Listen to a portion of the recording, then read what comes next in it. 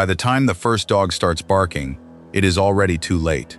Not for one man, for everyone in this valley. The ring closed while they slept. Helicopters on one side, men on foot on the other, landing in the same minute, not one after the other, so that there was never a single second when a gap existed. No trail out, no stream to slide down, no tree line to crawl along in the dark. It is done. Whoever is inside, and it is not yet dawn, and the ring does not charge. That is the part that should frighten you. No assault, no shouting, no wave of men coming through the wire. The soldiers just stand there in the gray light, and then they start walking inward, slowly, and they do not stop. Every fighter in this valley has survived on one certainty. When soldiers come, you do not fight them. You put the rifle in the hole under the floor, and you walk out to the paddy, and you are a farmer, and in an hour they get bored and they leave, because they always leave. That certainty has kept these men alive for years. This morning it is worth nothing, because these soldiers are not leaving, and every minute, the space you have to disappear into gets smaller. The Viet Cong could not slip away from these men, and neither, it has to be said, could anybody else who happened to live there. These were the South Koreans, and this is the reason the enemy learned to go around them. Now, you have probably seen the claim that gets attached to these men, the one in the title of a lot of videos, that the Viet Cong were under orders to avoid the Korean units entirely. I want to be straight with you about that before we go a step further, because being straight with you is the only reason this channel exists. That claim is almost true, and it is also not quite what people think it is. There is no captured order. What there is a reputation, reported largely from Korean sources, that the enemy chose not to tangle with these units when he could help it. And sitting right next to that reputation in the record is a set of reports that complicate it badly, which almost nobody who tells this story ever mentions. So here is what we are actually going to do over the next few minutes. I am going to show you how these men fought, and it is genuinely brilliant, a method so different from the American way of war that it deserves to be studied. I am going to show you the one thing they brought to Vietnam that no other army on earth brought. And then I am going to answer the question that all of this is really about, the one nobody has the stomach for. Was that terrifying reputation actually deserved? The honest answer is yes and no, and the no is the part that got left out of the story. Let's start with who they were, because South Korea did not send just anybody. The men who came were the best the Korean army had, and that was a deliberate choice. The units sent to Vietnam, the Capital Division, known as the Fierce Tigers, the 9th Division, the White Horse, and the 2nd Marine Brigade, the Blue Dragons, were selected on the strength of their records, and the records that mattered were from Korea's own war, barely a decade earlier. This was a country that had been torn apart within living memory. Its army was not theoretical. Its senior men had fought a full-scale conventional war on their own soil, and had watched their country survive by the narrowest margin imaginable. When they picked who to send to Vietnam, they picked the units with the deepest experience of exactly that. And then they made a demand that tells you everything about what this deployment meant to them. South Korea insisted that its troops would operate as a separate and distinct force, with their own commander, in their own area, under overall American direction, but not as an appendage of the American army. This was not a technicality. It was pride, and it was national identity. South Korea was a poor country, and the money and support that came with sending troops mattered enormously, and everyone knew it, which is precisely why they refused to let anyone describe these men as hired help. They would not be mercenaries in someone else's war. They would be an allied army, with their own sector, their own methods, and their own reputation to build. Hold on to that word, reputation, because everything in this story runs through it. The Tigers came ashore near Quy Nhon in September of 1965, and they were handed a piece of ground that was, by any measure, one of the worst jobs in the country. Binh Dinh province was not contested. It was lost. Outside of the larger towns, the province was effectively run by the Viet Cong and the North Vietnamese, and had been for years. By the summer of 1965, Quy Nhon itself was about the only place in the entire province that could be described as safe. Everything else, the villages, the hills, the rice-growing valleys, belonged to the other side. Not in the sense that enemy soldiers patrolled it, but in the deeper sense that the government there had roots, and taxes, and courts, and eyes in every hamlet. This was not jungle to be cleared. It was a functioning shadow state to be pried loose from a population that had lived under it for a generation. And the tigers were given 1,400 square kilometers of it and told to take it back. This is where the story gets genuinely interesting, and where the Koreans did something the rest of the war largely failed to do. The American answer to this problem, broadly, was firepower and mobility. Find the enemy, fix him in place, and destroy him with artillery and air power and helicopters. It was an approach built on overwhelming strength, and against an enemy who stood and fought, it worked. The problem is that this enemy did not stand and fight.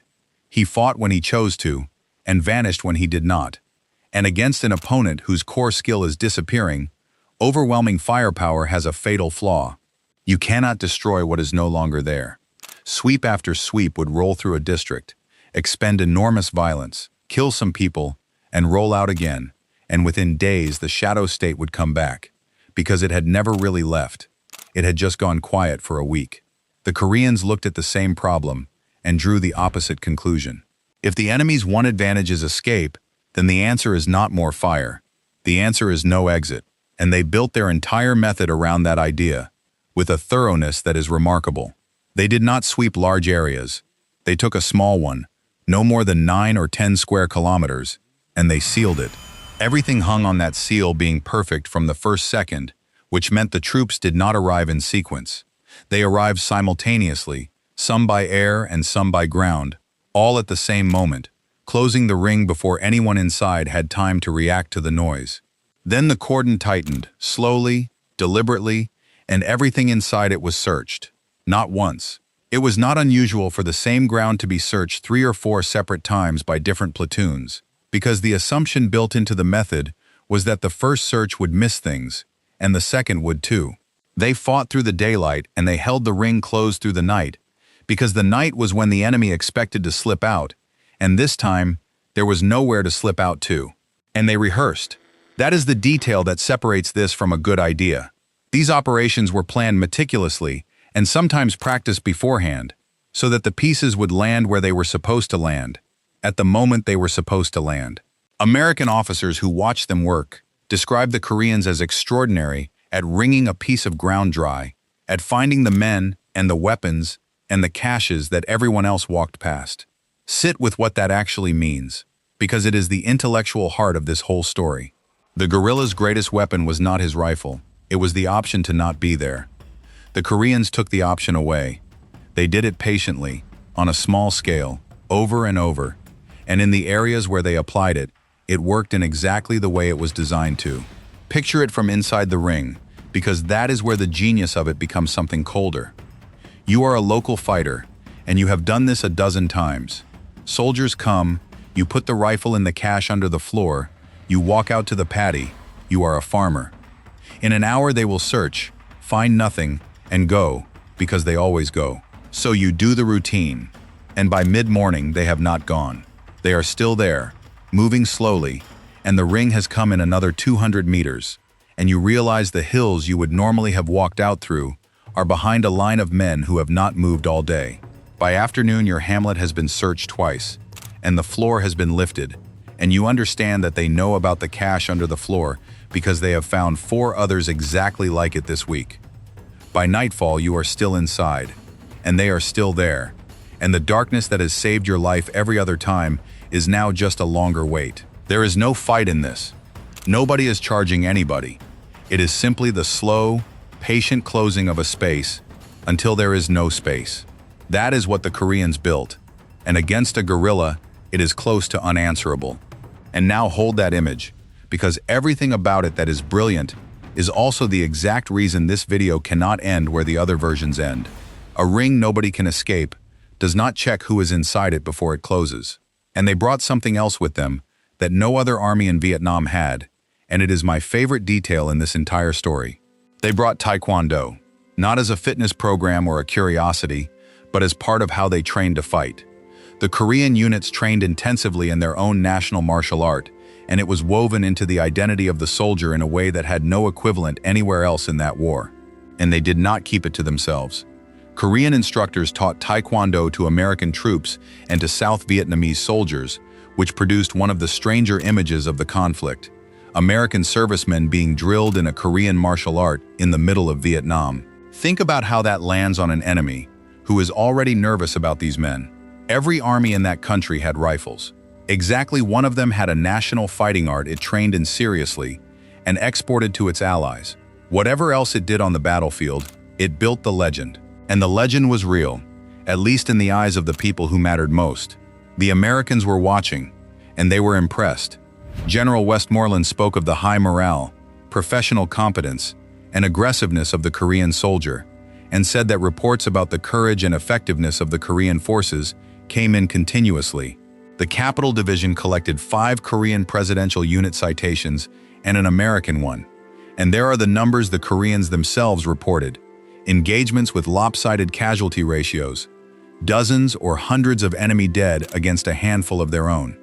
I want to flag those carefully because I am not going to hand them to you as facts. They are Korean claims from Korean reports of the kind every army in every war produces, and they should be read that way. I am going to stop here for a second because the next part of this video is the reason I made it, and it is the part that no one else will tell you. If you want more history that gives you the whole picture instead of the flattering half, then stop right now and subscribe, and leave the word tigers in the comments. This channel does not do propaganda in either direction, and the only thing that keeps that kind of history in front of people is you telling the algorithm it matters. It takes one tap. Do it now, because we have arrived at the question this entire video has been walking toward. Was the reputation deserved? Start with the honest yes. There is real evidence, from the American officers who worked alongside them, and from the Koreans' own record, that these units were formidable, and that their method worked on its own terms. And there is testimony that the enemy did prefer to avoid them, that Korean areas were treated as places to rout around rather than fight through. That much holds up as a reported pattern, and given what we just walked through, the cordon, the rehearsal, the fourfold search, it makes perfect sense. If your survival depends on slipping away, and these are the people who have engineered a way to stop you slipping away, of course you go somewhere else. But now the part that gets cut. Because there are other reports from the same provinces that point the other way, and they are devastating to the simple version of this story. Civilians frequently left the areas the Koreans occupied, and in areas where Korean forces operated, there are accounts of significant unrest and of Viet Cong control actually growing stronger, not weaker. Read that again, because it breaks the whole thesis. If the population is leaving your zone, and the shadow government you were sent to destroy is deepening its hold while you are standing on top of it, then whatever you are achieving tactically, you are losing the thing the war was actually about. A unit can be feared, genuinely and rightly feared, and still not be winning. Those two facts sit in the record side by side, and any honest account of the Tiger Division has to hold both of them at once. And that brings us to Bin Din, and to the reason I have been careful with the word feared all the way through this video. The Tiger Division's area of responsibility included Bin Din province. And Bin Din is where, in early 1966, Korean troops moved into Bin An Commune, an area they believed to be a Viet Cong stronghold, and where local officials described the civilian population bearing the worst of what followed. On the 26th of February 1966, at a place called Go Dai, around 380 people were killed.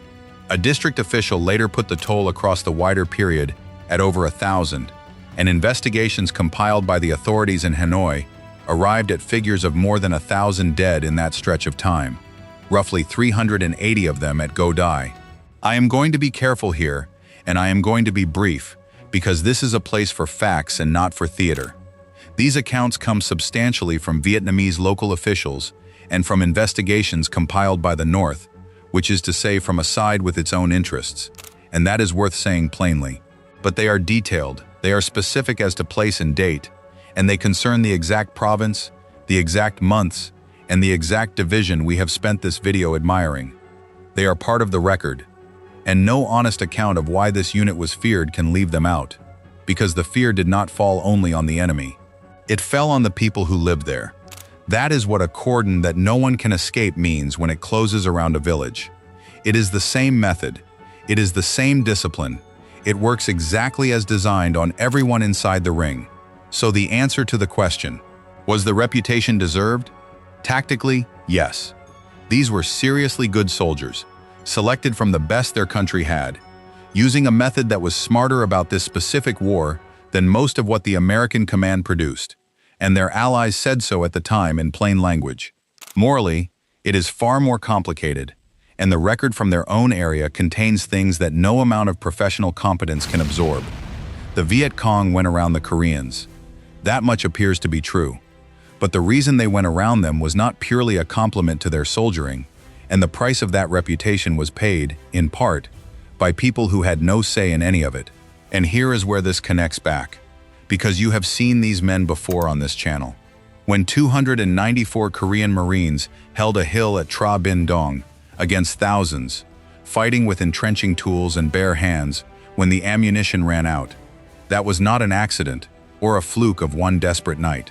It was the product of the system we just took apart, a country that sent its best, that trained them relentlessly, that demanded they fight as their own army under their own name, and that built a reputation deliberately and paid for it in ways that are still being counted.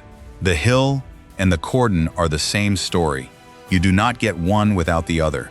That is the Tiger Division, whole, not the propaganda version where terrifying allies frighten the enemy away, and not a hit piece either. Just the truth, which is that they were formidable, that their method was genuinely intelligent, that the enemy really did prefer to be somewhere else, and that the word feared, when you follow it all the way down, does not only mean what you want it to mean. The forgotten allies deserve to be remembered. They also deserve to be remembered accurately, which is a harder and more respectful thing than being remembered fondly. But the Koreans at least had a country to go home to. There was another group of allies in that war who did not. They were not a national army. They had no government, no flag anyone recognized, and no seat at any table. They were a mountain people who fought alongside American Special Forces because it was the only chance they had, who proved so tough that the enemy could never break them, and who were left behind when it ended, to face the winners entirely alone. That is the story we are telling next. Because if you think the forgotten allies of Vietnam were forgotten, wait until you meet the ones who had nowhere to be forgotten from.